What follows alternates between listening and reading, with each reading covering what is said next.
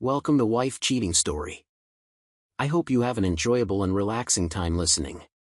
Let's get started. It was supposed to be a regular Friday evening, nothing special, nothing dramatic. Just another end-of-week pickup like I'd been doing for the last 3 months. I'd even stopped checking the time anymore because the pattern was so predictable. I'd leave work around 4:30, grab something small from the cafe downstairs, usually an iced tea, and a croissant I never finished, then drive the familiar route to Brookside. It always felt strange pulling into that neighborhood, knowing I was the one who paid for the house but never stayed the night there anymore. It was a beautiful home. 2 stories, soft beige siding with white shutters, a porch swing I put up one summer, and a small garden box Diane pretended to maintain. Funny how something you once built with love can start feeling like a stranger's memory. That house held a version of me I couldn't reach anymore. As I parked in front, I checked the rearview mirror, making sure my face didn't look too tired. Ruby loved jumping into my arms. Levi always wanted to tell me something as soon as he saw me, and I didn't want to look like the weight of the world was on my shoulders. Even though, lately, it kind of was. I grabbed the kids' overnight bag from the trunk. Talia usually packed it in advance, and walked toward the front steps. Nothing about that evening gave me a warning. Not the sky, which was a clear soft orange like every other summer dusk. Not the silence from inside, which felt normal for that hour. Not even the breeze, which carried just a hint of gardenia from the bush near the front. No alarms. No signs. Then I passed the living room window, and everything changed. At first, I only slowed because I heard my name. That's all it took. A single word. My name, coming from my wife's mouth with a tone I didn't recognize. "He's never going to make it big, Mom," she said, her voice casual, like she was talking about a failed blender. "He's too soft." Always playing the family man while I'm stuck waiting for something more. I stopped cold. I don't know why I didn't just keep walking to the door like I always did. Maybe it was the way she said soft, like it disgusted her. Maybe it was the way she said waiting, like I'd put her on hold, as if the life I was working to give us wasn't enough. Diane's voice came next. I could practically hear her sipping her favorite chamomile tea, the kind I used to buy in bulk for her from the organic store she liked. "You need someone ambitious, baby. Marcus is a good placeholder. A sponsor. But that's all he'll ever be. A placeholder." That word hit different. I didn't move. I didn't breathe. I just stood there, 2 feet from the porch, held still by the truth slipping through that open window. The kind of truth that doesn't yell or scream. It whispers like a thief in the dark and steals your foundation. "I've done enough waiting," Talia said again. I gave him the kids he wanted. I played house. But I'm not going to waste the next 10 years being some background wife. I felt something sink in my chest. This wasn't just frustration or a rough patch. This wasn't her venting after a bad week. This was disdain. This was her peeling off the polite face she wore around me and showing the raw part underneath, the part she thought I'd never see. And I shouldn't have seen it. That window wasn't supposed to be open, but it was. Open wide enough to hear every word, every chuckle, every dagger-dressed and casual conversation. Then came the name I hadn't heard in years. "Especially now that Ray's back in town," Diane said with a soft snort, the kind she saved for juicy gossip. "That man's got real power. And he actually listens when you speak." Ray. Her ex. The one she called her biggest mistake when we were still in college. The one she swore blocked and deleted after he tried to reconnect years ago. The same Ray I saw in a tagged photo last month that she claimed was just a coincidence. And then it all fell into place. The gym membership she suddenly renewed. The extra makeup. The random new perfume that didn't smell like her usual brand. The way she was always smiling at her phone during our kids' soccer games, but never at me. I'd seen it. I just didn't want to admit what it meant. I don't know how long I stood there. Maybe a minute. Maybe 3. It felt like time folded over itself. I could still hear them talking inside, still hear the laughter, the clink of a wine glass, maybe even music playing softly from the Bluetooth speaker I'd installed in the wall 3 years ago. They were comfortable, relaxed, unbothered. Meanwhile, I was outside, frozen, listening to the people I loved discuss me like I was some outdated phone plan. Reliable, but no longer exciting. Something to outgrow. I could have gone in right then. I could have slammed the door, called them both out, demanded answers, shouted, cursed, broken something. But I didn't. Instead, I took a breath. A deep one. The kind you take before you dive underwater. And then I walked to the front door like I hadn't heard a thing. That's the part that still surprises me most, not that they said it, but that I could pretend I didn't know. That I could wear calm like a mask just long enough to get what I came for. I rang the bell. Ruby opened it with the biggest smile. She had chocolate on her chin and a drawing in her hand, a picture of a house with 3 stick figures, me, her, and Levi. "Daddy, I made this for you," she said, and threw her arms around my leg. Levi came running from the hallway, bumping into her and hugging my other side. "Can we watch movies tonight? I want popcorn." Talia came into view a second later. She was barefoot, holding a glass of wine, her eyebrows raised like I'd interrupted something private. "You're early," she said. I smiled. Traffic was light. She didn't blink, just nodded and stepped back. "Their bags are in the hallway." I gathered the kids' things, making small talk with them as I avoided looking at her directly. Diane came to the door, full of fake warmth. "You know you're always welcome here, Marcus." I smiled again. "Thanks for taking care of them." I took both kids by the hand, gave a final polite nod, and walked them to the car. I buckled them in like I always did. I even handed Levi the juice box he always begged for and gave Ruby her stuffed elephant from the glove compartment. And then I drove away, my fingers steady on the wheel. But inside, I was already planning my next move. You ever have one of those moments where the world seems to tilt a little, like the floor shifts just enough to make your knees buckle, but not enough for anyone else to notice? That's what it felt like when I got home with the kids that night. On the outside, I was calm, steady. I made grilled cheese sandwiches, let Ruby pick the movie, even laughed when Levi spilled apple juice on the rug. But on the inside, I couldn't stop hearing that conversation.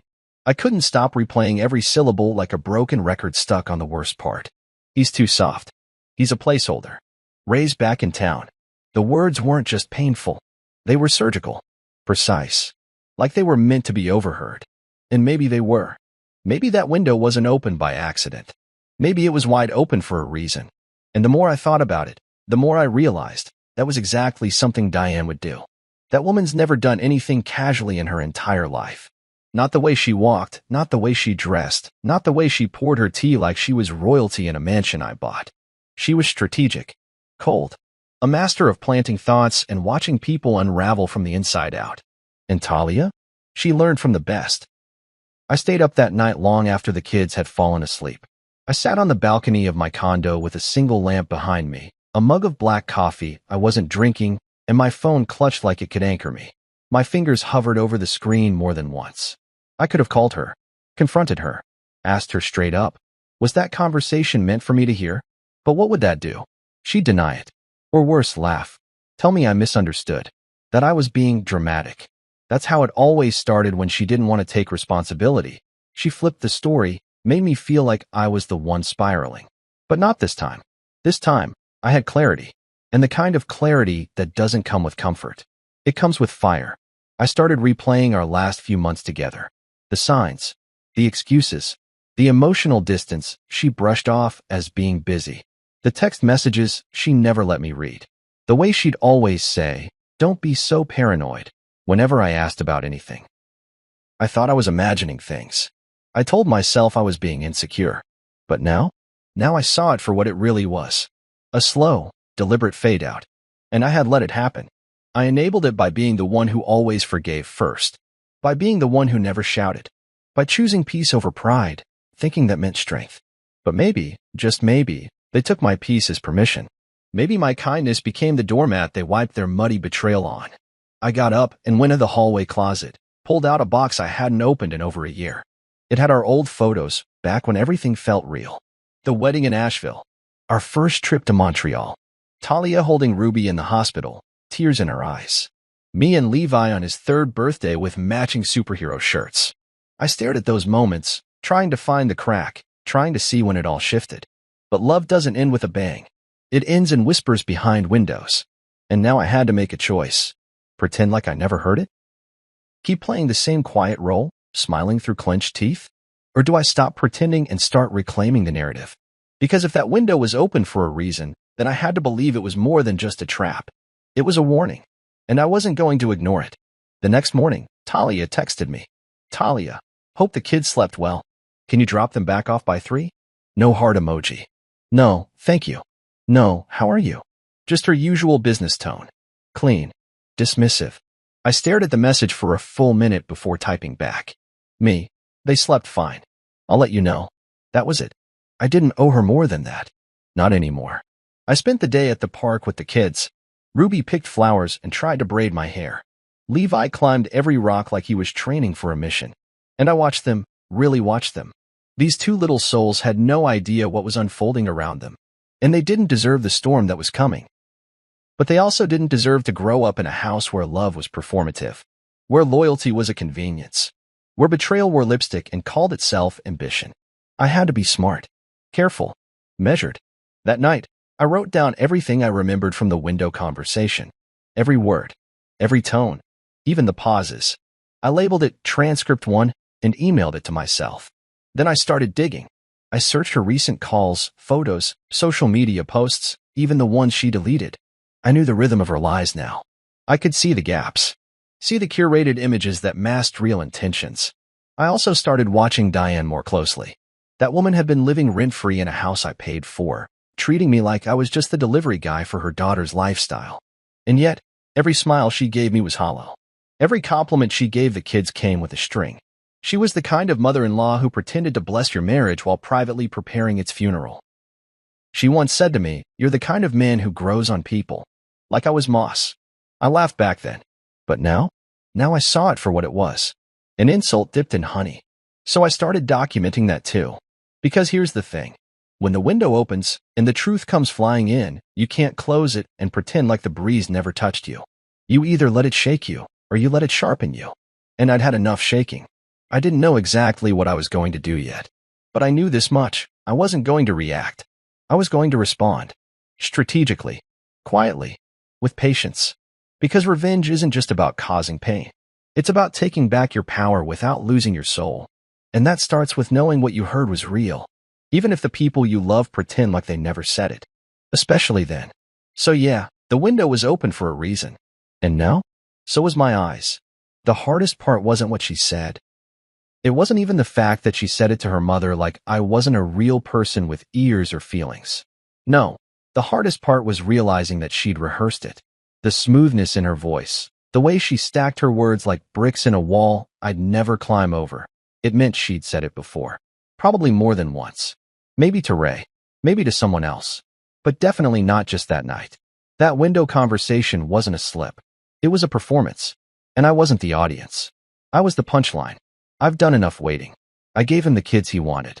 I played house. But I'm not going to waste the next 10 years being some background wife. Background wife. And then Diane's voice cut in, sharper than the edge of any knife. Especially now that Ray's back in town. That man's got real power. And he actually listens when you speak. Ray. She said his name like it still meant something. Like it never stopped meaning something. I remember when we were dating, she told me he was just a lesson she had to learn the hard way. She said she blocked him. She said he was her biggest regret. But now he was suddenly back in town. And I was just the stepping stone between her past and her upgrade. I couldn't sleep that night. I didn't even lie down. I sat in the corner of the room like a ghost in my own home. Well, condo now. After she insisted we spend time apart, I had to get a place of my own. We never called it a separation. We never labeled it. She said she needed space. I didn't ask too many questions. I assumed it was about the stress of parenting, or work, or just life. That's how much I trusted her. That's how much of a fool I was. I thought I was giving her what she needed. Turns out, I was giving her exactly what she wanted. A clean break without guilt. That morning, I took Levi to his piano lesson while Ruby napped in the back seat. The whole ride, I could hear Talia's voice echoing. He's too soft. A placeholder. I didn't feel like a father. I didn't feel like a man. I felt like a substitute teacher who walked into the wrong class and was too embarrassed to leave. Back home, I pulled out the old fireproof safe from my closet. It was a little rusty from neglect. I hadn't opened it since we moved to Brookside. Inside were old birth certificates, property titles, a USB drive, and a sealed envelope marked prenup and signed. I laughed quietly when I saw it. She never signed it. Said it felt wrong. Said we didn't need paperwork to protect love. Yeah, right. Turns out she didn't need the paperwork. Just my name on the deed. And a little patience. I opened the USB drive on my laptop. It had old videos, birthday parties, beach trips, our first home. In one of them, I saw myself carrying Ruby on my shoulders while Talia filmed. She whispered something behind the camera, so soft it almost didn't register. I leaned in and turned the volume up. "You're lucky, little one," she said sweetly. "You've got the best daddy in the world, even if he's a bit boring." Boring. That was the word she always used when she didn't want to say safe. Or worse, predictable. She used to call me dependable like it was a compliment. But now I realized it was a label she used to keep me in my place. And it worked. For a while. Later that day, I stopped by a small cafe I liked. The owner, George, always greeted me like an old friend. I sat down with a notebook and just started writing. I didn't know what I was doing. I just needed to get it all out. Every memory. Every clue. Every moment that made sense now that I knew the truth. I wrote about how she stopped saying, "I love you" first. About how Diane once slipped up and said, "Well, Ray's more Talia's type anyway." About how Levi once asked why Mommy always smiled at her phone, but never laughed at Daddy's jokes anymore. All of it. Line by line. I had to see it on paper to believe it wasn't just paranoia. Because part of me still wanted to give her the benefit of the doubt. That's the thing about being soft. We see the best in people, even when they're cutting us down. But then I remembered what she said through that window. I gave him the kids he wanted. That line broke something in me. Like she'd handed them over as payment. As if they were chips in a poker game she didn't want to play anymore. Like she hadn't wanted them to. Like they were mine, not ours. I looked at a photo of Ruby on my phone. Her gap-toothed smile. Her missing left sock. The little mole near her eyebrow. She was more than just what I wanted. She was half of her mother and half of me. But now I realized Talia didn't see it that way. She gave them to me, and in her mind, that was the end of her obligation. That night, I called an old friend from work, Jared. We used to talk about life stuff before everything got too complicated. I didn't tell him everything, just enough. She said I was a placeholder. I told him, voice flat. "Bro," he said slowly, "if you're the placeholder, then what was she holding out for?" It was the right question. And suddenly, the answer didn't matter anymore. Because even if Ray was her big dream, or if there was someone else entirely, the fact was, I was never in the picture long term. I was the scaffolding while she built her next phase. And now that she was ready to move on, she expected me to disappear quietly. Maybe co-parent from a safe distance. Maybe show up with a check when needed. Just enough to keep up appearances. But not enough to take up space. I went back to the notebook. This time, I drew a line down the middle of a page. On one side, I wrote, "What she thinks I'll do. Shrink. Stay quiet. Accept it. Walk away empty. Keep paying." On the other side, I wrote, "What I'm actually going to do. Observe. Document. Prepare. Protect the kids. Exit with dignity and power." And then, underneath, I added one more line. I am not a stepping stone. I am the foundation. Because here's the thing nobody tells you. When someone calls you a stepping stone, they're assuming you'll stay in place while they move forward. But stones can shift. Foundations can crack. And sometimes, what you thought was under your control ends up slipping out from beneath you. But this time, I was the one shifting. And she had no idea. Not yet. The first thing I saw when I pulled into the driveway again was the porch swing. It still creaked the same way it did when I installed it 4 summers ago, after Diane had hinted, loudly, that it would make a perfect touch to the front of the house. Funny how I used to think I was building memories. Turns out I was just furnishing someone else's stage. It was Sunday afternoon. Hot. The kind of dry heat that makes your shirt cling to your back before you even reach the front steps. I'd packed extra snacks for the kids this time. Ruby liked those strawberry gummy snacks with the smiling bear on the wrapper, and Levi always asked for the cheddar fish-shaped crackers. It's weird, the way little rituals stay solid even when your world's cracking apart. As I reached the porch, I paused again. This time not because I was confused. Not because I didn't know what to say. I just didn't want to go in. I didn't want to see her face. I didn't want to feel that split-second flash of recognition in her eyes. For now, the door opened before I could knock. And there she was, Talia, barefoot again, holding a glass of wine. Just like the night I overheard her through the window. Her hair was pulled back in a loose bun, and she wore that soft gray sweater she always said made her feel cozy. She looked casual, unbothered, like the past 3 days hadn't upended everything. "You're early," she said, lifting one brow. There it was again, the same line she'd used the other night. That little accusation hiding inside the greeting. Early, as if I disrupted something. As if my presence was the inconvenience and not the quiet betrayal I was forcing myself to forget, for now. Traffic was light, I replied. We stood there for a moment, neither of us saying what really needed to be said. Her lips tightened slightly before she stepped aside. The kids are inside. Ruby's finishing her drawing. Levi's on his tablet. I walked in. It still smelled like vanilla and lavender inside. Talia was always particular about her candles. There was soft music playing, something classical, which was odd because she usually played soft R&B on Sundays. I wondered if she'd changed the music because Ray didn't like lyrics, or maybe because Diane had said it was more sophisticated. I noticed the wine bottle on the table. Half empty. 2 glasses. 2. She noticed me noticing. Oh, Mom was here earlier, she said quickly, waving her hand toward the second glass like it was a piece of lint. She just left. Sure. I didn't press. I walked toward the living room, and as soon as I stepped inside, Ruby spotted me. Daddy, she squealed, holding up a picture. Look, it's you and me and Levi at the zoo. I crouched and hugged her tight. She smelled like fruit snacks and shampoo. I held her longer than usual. Maybe too long, but I didn't care. She giggled and pulled back. You're squishing me. Levi looked up from his tablet and grinned. Hey, Dad, did you bring the fishies? I pulled the bag of crackers from my pocket and tossed it to him. Catch. He fumbled it, but laughed anyway. Nice. I sat between them for a while, letting the moment ground me. Talia stood behind us, arms folded, watching. I could feel her eyes on my back, trying to read whether something had changed. I gave her nothing. Not an extra glance. Not a twitch. I wasn't going to let her see the fire I was holding back. After a few minutes, I stood up and started collecting their overnight bags. Everything was already packed, neatly, perfectly, like always. She was good at the illusion of order. Did they eat lunch? I asked. Of course, she said, brushing non-existent crumbs from the counter. Grilled cheese and fruit. I nodded. All right.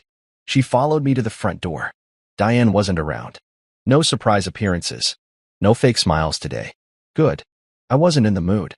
As I bent down to tie Levi's shoelace, Talia leaned against the wall. You've been quiet lately. I didn't look at her. Work's been busy. She took a sip of her wine. Everything okay? I looked up at her then. Just for a second. Just enough to say, don't ask questions you're not ready to hear the answers to. Everything's fine, I said calmly. She studied me. Searching. Testing. Waiting for a crack to show. But there was none. Ruby hugged her mom. Bye, Mommy. Levi gave a quick wave. See you, Mom. Talia smiled at them both. Love you. Be good. She turned her eyes to me one more time as I opened the door. Thanks for picking them up, she said, too politely. I nodded. It's what I do. We stepped outside. I walked them down the porch steps, their tiny backpacks bouncing behind them.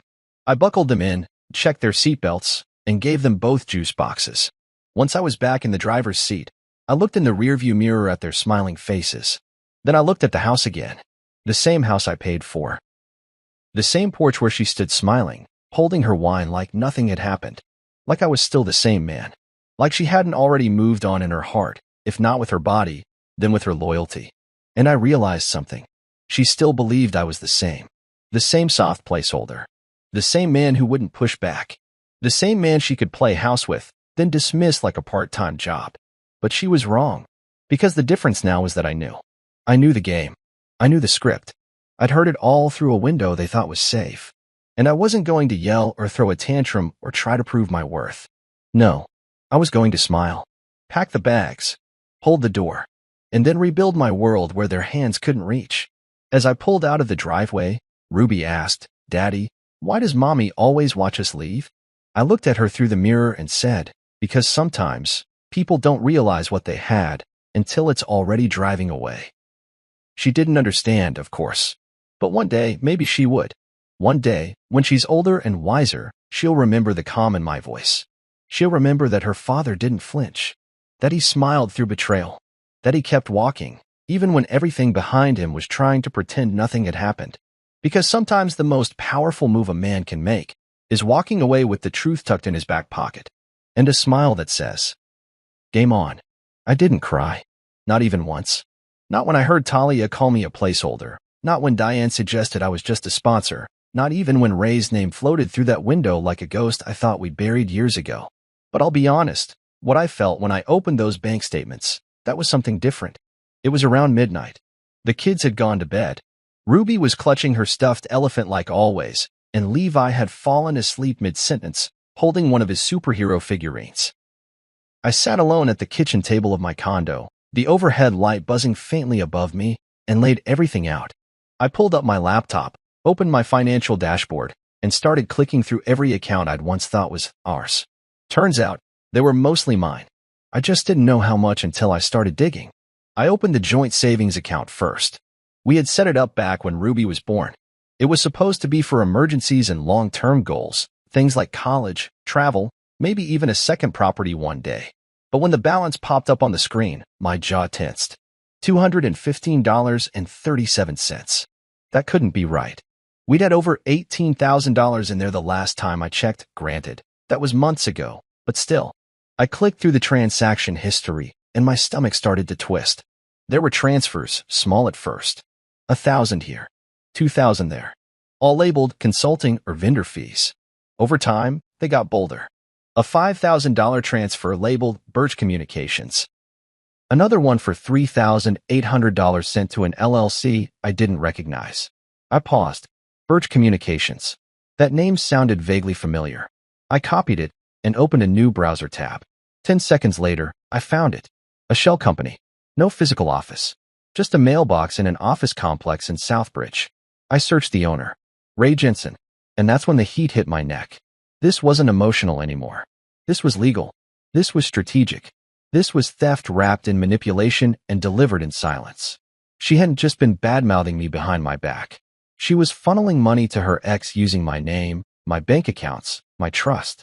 I opened another drawer and pulled out the mortgage agreement. It was a thick packet, over 50 pages of tiny legal text I'd signed 2 years ago. When Diane had her second health scare, we thought she'd need to live closer to us and have a stable space. I was the one who co-signed on the house. Talia had asked me like it was a favor, a gesture of love. You know how proud it would make Mom if she felt secure. She's never had anything stable, she had said. Can we do this for her, just until things get better? Back then, I didn't hesitate. I didn't care that Diane's credit was garbage. I didn't question why she needed a 4-bedroom house just for herself. I thought I was helping family. I thought I was being a good man. I was being a mark.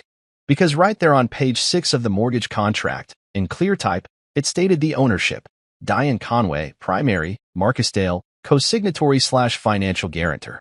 Not even Talia's name was listed. Just Diane and me. I leaned back in my chair, exhaling slow. That house, the one I painted, the one I landscaped, the one where I fixed the wiring myself when we couldn't afford an electrician, was legally hers. I had zero claim on the property, but I was financially responsible for every screw in the walls. I was funding their life while being erased from it at the same time. I closed the contract slowly, as if sealing it could also seal the storm inside me. Then I reached for the folder I kept beneath the tax files. Insurance records, investment accounts, retirement plans. I began cataloging everything. Every shared document, every bill that came in my name, every payment auto-debited from accounts I hadn't touched in months. And in that storm of spreadsheets and PDFs, I found another hidden gem. A shared business account, opened 2 months ago under the name Tri-City Image Solutions. I didn't recognize the name. I didn't recognize the email linked to it. But the co-owners? Talia Conway and Ray Jensen. I froze. Not because I didn't expect it, but because seeing it in writing made it real. She hadn't just emotionally checked out of our marriage. She was building a new life with him, under the radar, using my resources to do it. They weren't just planning an affair. They were launching a damn startup, and I was the financial engine driving it. I reached for my phone. For a second, I thought about calling her, waking her up with the sound of my fury, demanding explanations. But then I remembered Milo. We hadn't spoken in over 5 years, but he'd always been the guy who thought 5 moves ahead. We met in college. He studied business law while I focused on architecture. He used to say, "Don't let people push you off the chessboard. Just flip the board when they forget you know how to play." I pulled up his number and hit call. To my surprise, he answered on the second ring. Marcus. His voice sounded like it hadn't aged a day. Damn, it's been years. You okay? No, I said. But I'm about to be. He was quiet. Talk to me. I told him everything, well, the highlights. The window, the conversation, the bank transfers, Ray's name, the ghost company, the house I paid for but didn't own. He didn't interrupt. He didn't react. He just listened. When I finished, he said, "You want a clean exit? Or do you want the whole stage to come crashing down?" "I want my kids safe," I said first. "Then I want them to know I know. But I don't want to yell. I don't want to fight in court. I want proof. I want leverage. And I want out." He chuckled quietly. "So the whole stage then?" I nodded, even though he couldn't see me. "With lights." "Good," he said.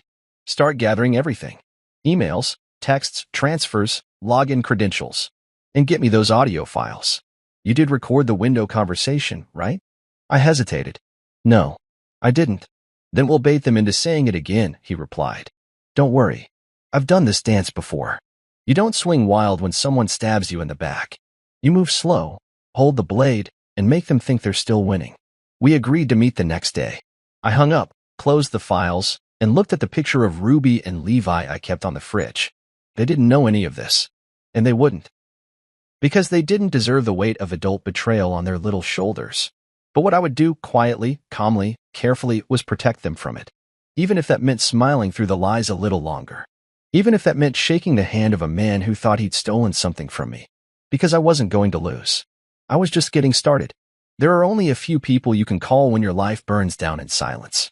Not the friends who know your wife. Not the ones who will offer cliché advice like, "Just talk to her." No, you call the person who saw you before the marriage, before the mortgage, before the fatherhood and expectations, and remembered exactly who you were when you still had a spine. For me, that was Milo Trenton. I met Milo back in our college days. He was the kind of guy who could dismantle a professor's entire lecture with one well-phrased question and still get invited to dinner afterward. He went into law, of course. Not courtroom drama law, but the cold, meticulous world of litigation consulting. I hadn't spoken to him in years, not because we fell out, but because life just swelled between us. Careers, family, kids, distance. But that night, after uncovering Ray's name on a fake business Talia opened behind my back using our savings, I knew I needed someone who didn't flinch around fire. So I called. He picked up before the second ring. "Marcusdale. Man, I haven't seen your name on my phone since Barack was still president." "Yeah," I said, trying to keep my voice steady. "I wish this was a social call.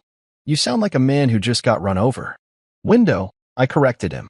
More like I got hit by a window. That made him pause. I told him everything. From the overheard conversation to the Shell account transfers. The mortgage scam with Diane. The new business with Ray. The money funneled out like I was some kind of blind investor in my own collapse. I didn't leave out the details. I didn't sugarcoat anything. I laid it all out like evidence at a crime scene. Milo didn't interrupt. He only asked one question when I paused to breathe. "Do you want revenge or results?" I leaned back in my chair. The condo was quiet, just the soft buzz of the refrigerator humming in the corner.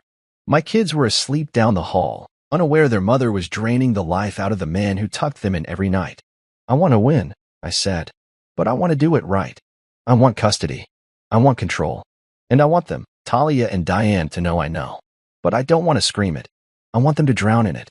Milo chuckled darkly. "That's more like it. Then we're not calling lawyers yet.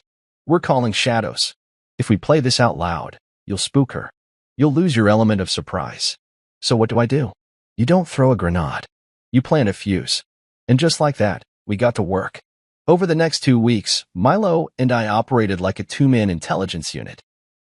Every evening after I got the kids to bed, I'd call him. I'd forward screenshots, bank statements, Talia's recent phone records, at least the ones linked to our family plan, and anything suspicious from her email. He sent me a small recording device, the kind that looked like a key fob, to wear whenever I went back to that house. "You're not trying to catch her in some dramatic argument," he said. "You want her casual, comfortable.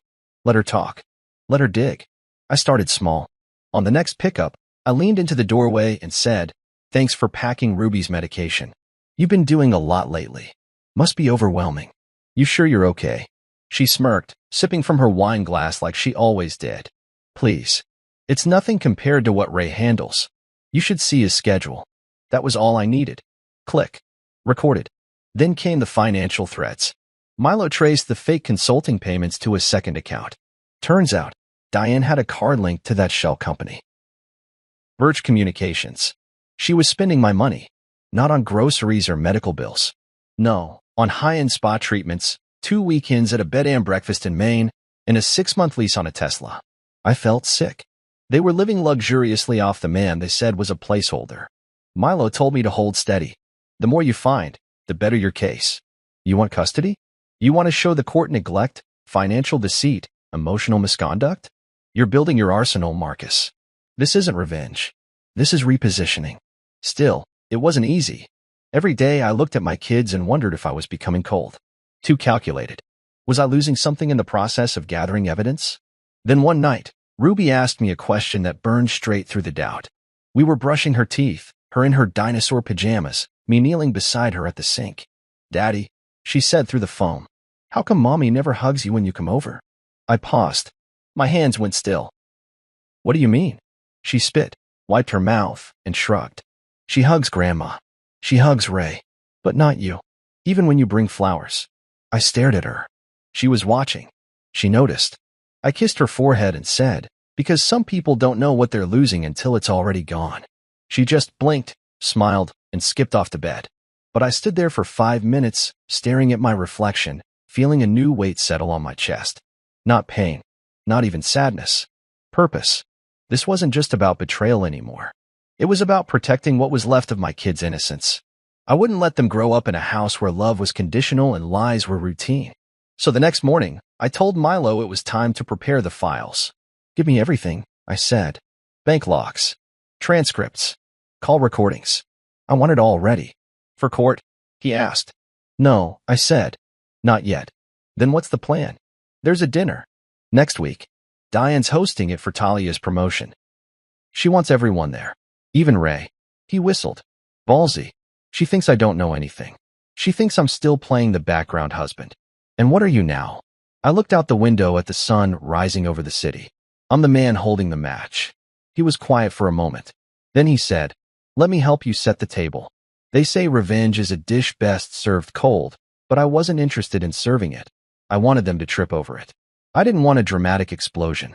I wanted a quiet, surgical unraveling, the kind that made people look around and realize the room had collapsed and they were standing in the rubble. That's what I planned the night Diane invited me to dinner. The invitation came through a text, as always, dry and passive. "Diane, dinner on Saturday at 7 to celebrate Talia's promotion. Formal. Bring the kids or don't. Up to you. No please. No warmth. Just expectation." That's how Diane operated. As if the world revolved around her daughter's success, as if everyone should just orbit quietly and clap on cue. But this time, I wouldn't be orbiting. I responded simply, "Me. We'll be there." Milo and I had gone through every detail. I had printed copies of the bank transfers, the real estate documents, the business registration linking Talia to Ray, and even the receipts tied to the Birch Communications account. But the gem, the centerpiece, was a small audio recording from last Thursday. I had been wearing the key fob recorder Milo sent me when I accidentally brought the kids back early. In that brief 5-minute overlap, Diane and Talia had been talking in the kitchen while I lingered in the living room. "I've already transferred the last payment to Ray," Talia whispered. "Marcus hasn't even noticed." "And Diane?" She actually laughed. "Men like him don't notice until they're left with the bills and an empty house." That was it. No emotion. Just strategy. I transferred that audio file onto a USB drive, tucked it into a manila folder, and sealed it. That folder would be coming with me to dinner. Saturday came too soon. I wore a charcoal suit. Not flashy, just neat. Clean. Levi wore his new button-down. Ruby twirled in a pale yellow dress and kept asking if she looked ill. My kids sang along to a cartoon soundtrack in the back. They had no idea this would be the last time we walked into Diane's house pretending like everything was okay. We arrived at 7:05. Talia opened the door. She was dressed in navy blue silk, her hair curled loosely around her shoulders. Her smile faltered for a half-second when she saw me, but only for a second. Then it was back. Polished. Dismissive. "You made it," she said. "Didn't think you'd come." I smiled calmly. Wouldn't miss it. The house smelled like baked salmon and expensive wine. Candles were lit everywhere. Diane was holding court in the dining room, dressed like a minor royal, smiling with that smug satisfaction that made my skin crawl. And there, standing near the fireplace, was Ray. He looked exactly as I remembered. Tall, smug, always just a little too loud when he laughed. His blazer was open, his shirt unbuttoned just enough to hint at confidence. Talia saw me notice him and quickly said, "That's Ray. He's doing consulting for my firm now." Of course he is. We moved into the dining room. The table was set like something out of a wedding magazine.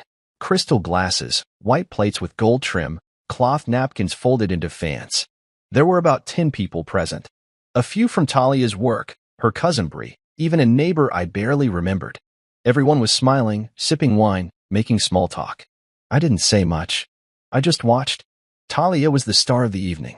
Everyone congratulated her. Diane kept giving these over-the-top toasts about how resilience runs in the family. I caught her glance at Ray once and raise her glass toward him as if they were sharing an inside joke. I waited. I let them get comfortable. I let them enjoy the wine and the applause. And then, just after the main course was cleared, I stood. I tapped my glass once. Not loud. Just enough. Everyone looked up. Even Ruby and Levi, who were quietly playing with crayons at the kids' table nearby. "I'd like to say a few words," I said. Talia's smile flickered. Diane froze for a breath. Ray leaned back like he was expecting a cheesy toast. I raised my glass. To Talia, the woman I built a life with. The mother of my children. The woman who, just last week, called me a placeholder. Someone coughed.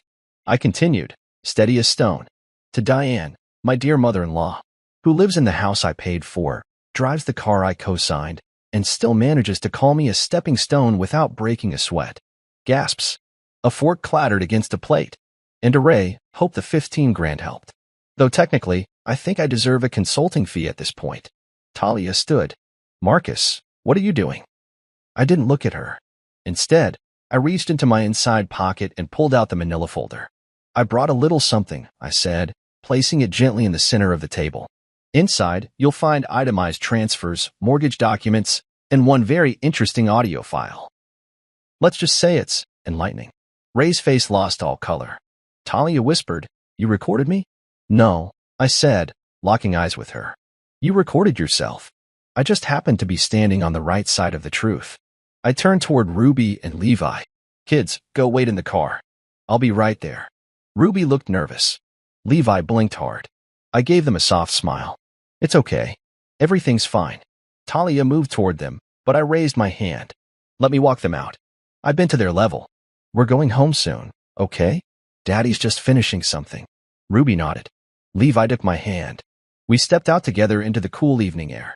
I buckled them in, handed Ruby her drawing pad, and told Levi to watch his sister. Then I went back inside. Silence had replaced the buzz. Diane had opened the folder. She wasn't speaking, just staring. Talia looked like she'd been slapped with ice water. "Ray?" He was gone a back hallway, front door, who cared? He ran. I said nothing more. No threats. No curses. No demands. I simply turned to Talia and Diane and said, "The house isn't yours anymore. The game's over. Good luck explaining everything to the IRS and the firm." Then I left, got into the car, drove my kids home, and for the first time in years, I didn't look back. You could measure the fallout in missed calls. 43, to be exact. The first came in just 20 minutes after I left the dinner. It was Talia, of course. I didn't answer. Then came Diane. Then back to Talia. Then 2 calls from a blocked number, which I knew had to be Ray. He probably realized that whatever little empire he and Talia were building on my dime had just collapsed under their feet. I didn't answer a single one. Instead, I tucked my phone into my desk drawer, poured myself a glass of water, and sat in silence while Ruby and Levi played with their puzzles on the living room floor. It was oddly peaceful. My world had just detonated, and somehow, the quiet that followed felt like clarity. Milo texted later that night. 3 words. "They're imploding beautifully." That made me laugh, really laugh, for the first time in weeks. It was short and sharp, the kind of laugh that burns through stress and leaves something cooler behind. He followed up with a message that made it even better. Her firm's HR department received an anonymous tip about financial misconduct and undeclared conflicts of interest. Expect movement by Monday. I didn't have to ask how he did it.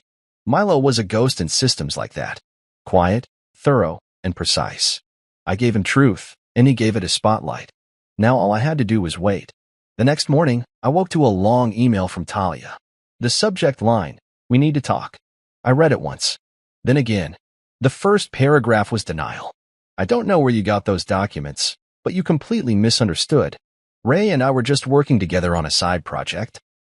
The second was deflection. My mother never asked you to pay for that house. You offered. And it was for the kids, Marcus. For the family. The third was desperation. Please, don't do anything rash. We can fix this. You're angry, but I know you still care. Let's not blow up our lives over one mistake. One mistake. That's what she called it. Like betrayal was a coffee spill on a white shirt. Like funneling thousands of dollars into a fake business with her ex, lying about it, and mocking me behind my back could be brushed off with a well-worded apology. I didn't respond. Instead, I called Milo. She's squirming, I said. Good. Let her. What about Ray? He chuckled. Funny you ask. IRS flagged Birch Communications late last night.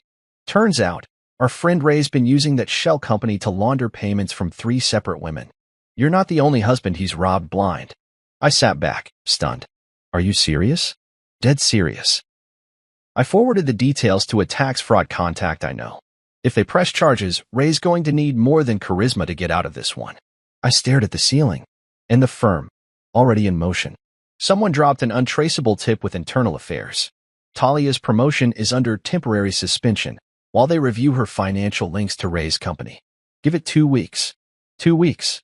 That's all it would take. I thanked Milo and hung up. Then I turned to the next battle, my children. That Monday, I filed for emergency custody. I had evidence, plenty of it.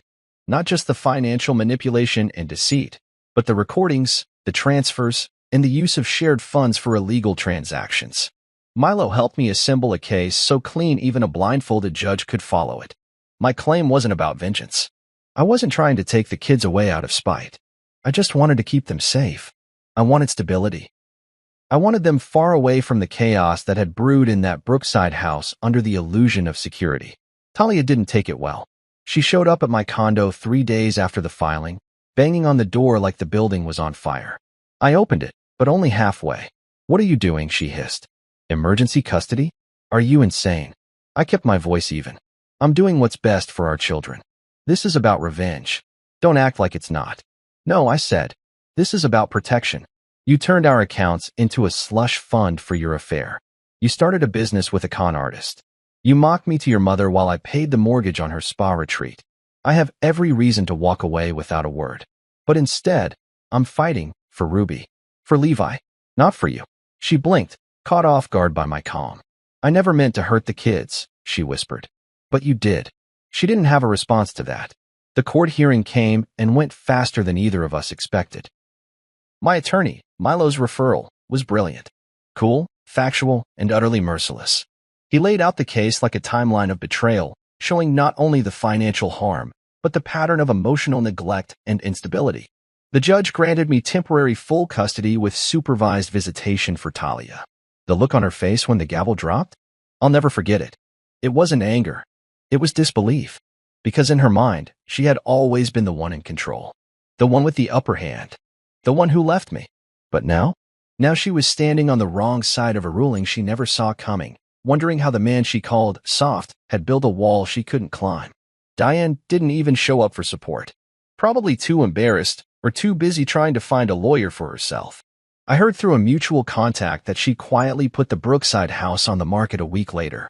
Without my help, she couldn't cover the mortgage for more than 2 months. Ray? Gone. Radio silence. I suspect he skipped town before the subpoenas could find him. Milo said he'd send me an update if the feds picked him up. I told him not to bother. I was already done looking backward. My focus was here now. On the present. On Ruby and Levi. I moved us into a smaller place, still comfortable, just cozier. A place without the echoes of betrayal in the walls. A place where every inch felt like mine again. No ghosts. No secrets. One night, as I tucked Ruby into bed, she looked up at me and asked, "Is Mommy mad at us?" I paused, brushing hair from her forehead. "No, sweetheart. Mommy's just figuring things out. We're just living here for a while, that's all." She nodded, eyes wide and trusting. "Okay. I like this house better anyway." And just like that, my heart cracked open. Not from pain.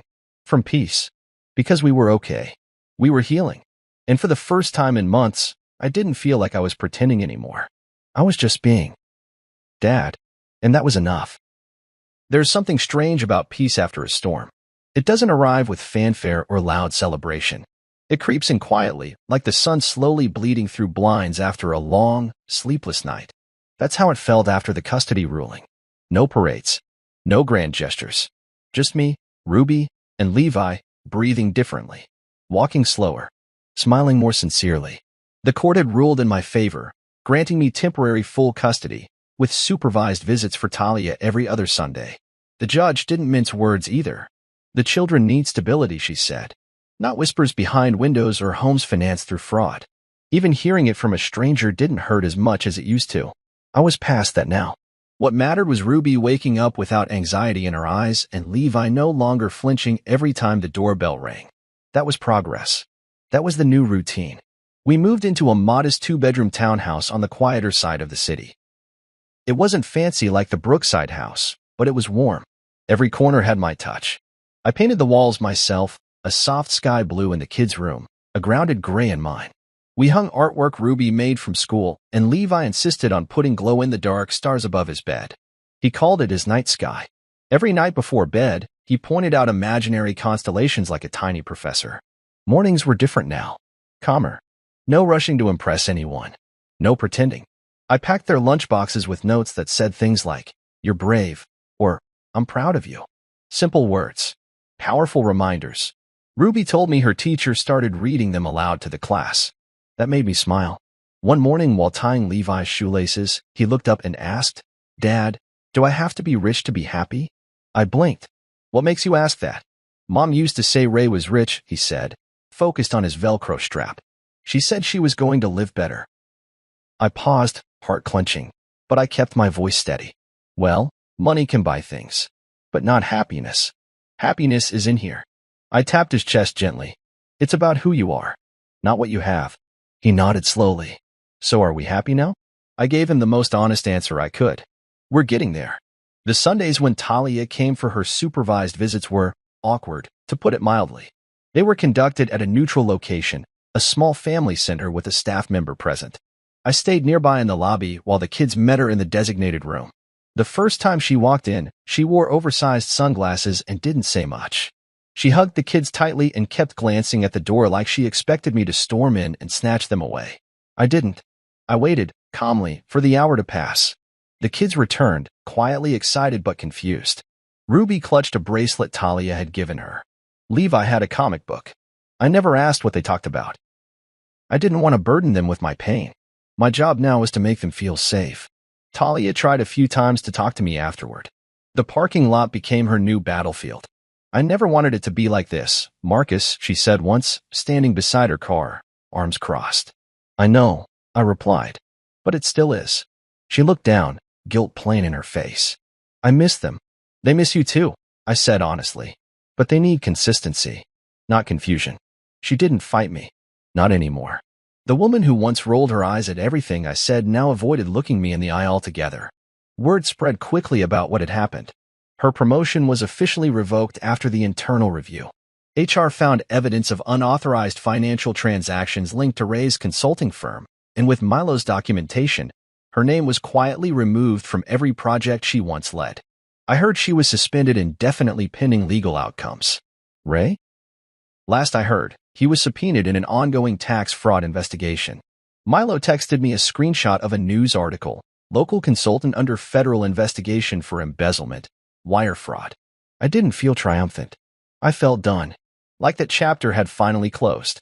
Meanwhile, Diane had gone radio silent. The Brookside house went on the market, and a foreclosure notice was posted weeks later. I didn't laugh when I saw the listing online. I just scrolled past it. That house didn't mean anything to me anymore. At night, when the kids were asleep, I found myself doing small things again. Reading, journaling, cooking meals that didn't come out of a box. I started going on evening walks alone, earbuds in, listening to jazz. Sometimes, I'd sit at a bench near the river and watch the water move. It was the only thing lately that made sense. No lies. No secrets. Just movement. One Tuesday evening, Ruby tiptoed into my room with her sketch pad. "Can I sleep here tonight?" I scooted over and patted the blanket. Of course. She snuggled beside me, flipping open her sketch pad. I made a new picture. It was a simple drawing of our new townhouse. Her, Levi, and me. Smiling. No mom. No grandma. No shadows. This is home now, she asked. I nodded. Yes, it is. She looked at the drawing again, then whispered, it feels better. I hugged her tightly. Yes, it did. Later that week, I sat down with a therapist. I hadn't done that before, not seriously. But Milo recommended someone, and I figured if I was rebuilding everything else, I might as well rebuild the parts of me that had crumbled quietly in the background.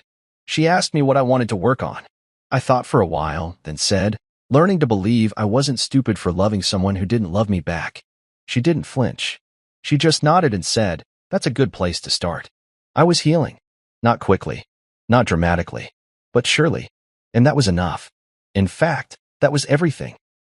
They say healing doesn't come all at once. It arrives in fragments. Quiet moments where you suddenly realize you're no longer carrying the weight you thought would break you. It doesn't announce itself.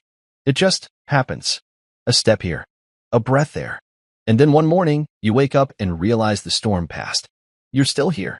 And the silence? It no longer feels empty. It feels earned. 3 months had passed since the dinner. 3 months since I stood at that table and dropped the truth in a manila folder like a final card in a long, quiet game. The court had officially granted me full custody. No more temporary orders. No more back and forth. Talia had been granted visitation, supervised and scheduled, every second and fourth Sunday. That was the only part of the ruling she didn't cry over. I watched her in the courtroom as the judge read the decision. She didn't look at me. She looked at the floor. Or maybe she wasn't looking at anything at all. Not because she didn't care, but because the performance was finally over and there was no one left to impress. Diane didn't come. Ray didn't call. The silence from both of them was almost poetic. Diane had been forced to sell the Brookside house after defaulting on the mortgage. I never once received a thank you. No acknowledgement of the years I spent paying her bills while she played puppet master behind curtains. But that was fine. Closure doesn't always come in words. Sometimes, it's the sound of a door closing for the last time and never opening again. I found myself smiling more. Not just for the kids, but for me. Ruby had joined a painting club after school. Every Friday, she'd bring home new sketches. Flowers, suns, animals. Last week, she drew a picture of our little townhouse with stars all over the sky and a small stick figure labeled Daddy, holding a flashlight. I asked her what the flashlight meant. She smiled and said, because you help us see. That one line. More than any court ruling, more than any apology I never got, felt like everything I needed. Levi had started reading chapter books. Not just flipping pages, but actually reading. I sat with him every night before bed. His current favorite was about a boy who built a spaceship in his backyard using scrap parts. He's not a superhero, Levi told me. He's just smart. He builds his own way out. Smart. Building. Quietly. I understood that boy more than anyone else in the book. I kept going to therapy. Every Tuesday afternoon, just me and Dr. Alera. At first, I didn't know what to say. Now, I filled an hour with ease. We talked about self-worth, about dignity, about how easy it is to lose yourself when you're busy proving you're enough to people who've already made up their minds. You didn't fail, she told me during one session. You were loyal, and they mistook that loyalty for weakness. I let that sit in my chest for a while before nodding.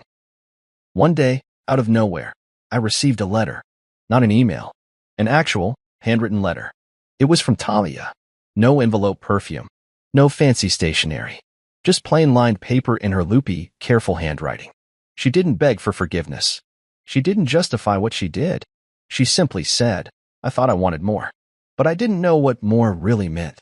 You gave me a good life. I ruined it chasing shadows. I didn't need to respond. Some truths speak loudest in silence. The Sunday visits continued. Talia came, sat with the kids, colored with Ruby, listened to Levi's wild stories about space battles and school drama. She was gentle. She didn't pry. Didn't make promises she couldn't keep. The kids were still guarded, but they laughed with her. Hugged her goodbye. That was enough for now. I didn't get in her way. But I didn't open the door wider than necessary either. Forgiveness, I've learned, isn't a pass. It's a boundary.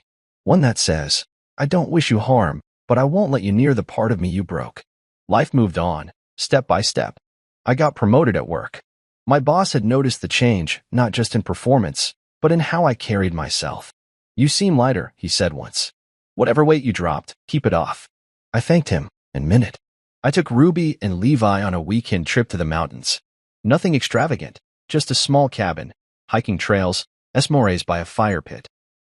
But it was ours. Our memories. Our laughter echoing through pine trees. That first night, while watching them sleep under one blanket in the loft, I whispered to myself, "You did it. Not perfectly, not without pain, but I did it. I came through. Stronger, quieter, whole." One evening, after dinner, Ruby tugged on my sleeve and asked, "Daddy, are you happy now?" I crouched down and looked into her eyes. "I'm peaceful," I said. "And that's even better." She thought about it, then nodded slowly, satisfied. We all brushed our teeth, read one more story than usual, and then I turned off the lights. The room glowed softly with those same stars Levi stuck to the ceiling, his little night sky. Later, alone on the couch, I poured a glass of water and opened the blinds. The city outside moved quietly. People walking dogs. Porch lights flickering. A breeze through the trees. It reminded me of that night. That first night I stood outside Diane's house, hearing Talia through that open window. That moment used to haunt me, but not anymore. Now it felt like the turning point I didn't know I needed. That window didn't break me. It freed me. It tore the illusion away, gave me truth. And with that truth, I rebuilt everything. Not out of anger, not to prove a point, but to start again with my kids, my peace, my name. Step by step, day by day. Because in the end, I didn't need to win a war. I just needed to walk out of the fire holding my children's hands and never look back.